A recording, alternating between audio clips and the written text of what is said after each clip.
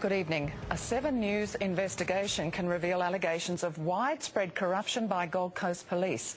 It's claimed innocent people had their homes raided after police allegedly falsified details to obtain search warrants. Whistleblower detectives say evidence was made up to further the careers of senior officers. Michael Best has this exclusive report. Drugs and guns, the proceeds of a police raid on the Gold Coast.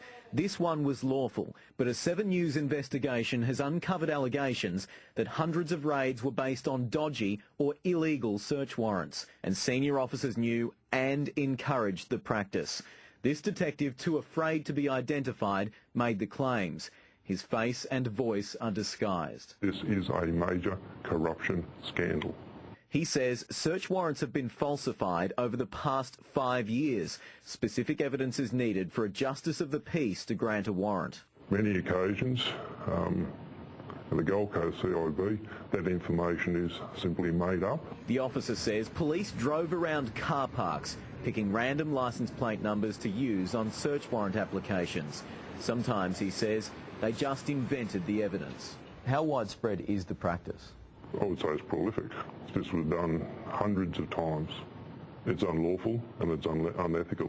But why would police bother? The detective says to make themselves look better. It is done for the purpose of arrest figures and obtaining numbers of search warrants. He was even sent out to raid the home of an elderly couple. The people were lovely people, and they were just absolutely traumatised by the cops coming in and raiding this place. They've never had any association with drugs or unlawful activity. Formal complaints made to the Crime and Misconduct Commission claim junior uniformed officers were recruited to the Surfers Paradise and Burleigh Heads criminal investigation branches to carry out the illegal or so-called specky warrants. But the detective says senior staff orchestrated the entire racket. 7 News knows who those senior officers are, but hasn't named them for legal reasons. I was asked to take out a specky warrant. I ignored that request. 7 News has interviewed 3 other officers who have confirmed the systematic use of illegal warrants. All worked on the Gold Coast. One long-serving detective told us senior management organised raid days. He told 7 News if you didn't have details for 25 warrants, then you had to make up addresses and grounds for warrants. It is a rat's nest. Really good police officers are being made to act illegally.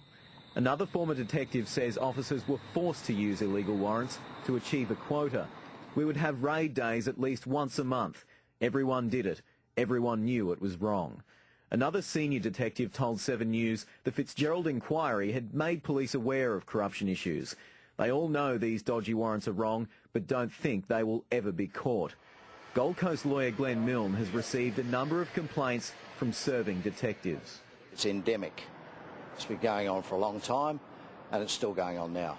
All the police 7 News spoke to say senior management bullied and harassed officers who refused to take out illegal warrants, with a number of detectives leaving the region. There is a major cover-up. The CMC has told 7 News it referred the allegations to the Police Ethical Standards Command 18 months ago. They still haven't finished their investigation. But Commissioner Bob Atkinson refused to address the corruption allegations on camera today. Instead, the police service issued a statement. The service says it has been attempting for nearly a year to get specific information regarding wide-ranging but what it terms nebulous complaints made by a small group of officers. One of them, the service says, has been stood down while facing criminal charges. Police say they would welcome any further facts. But 7 News has seen the formal statement given to the CMC. It names specific police and makes specific allegations. Tomorrow night, allegations honest police were bullied out of the service for blowing the whistle. Michael Best, 7 News.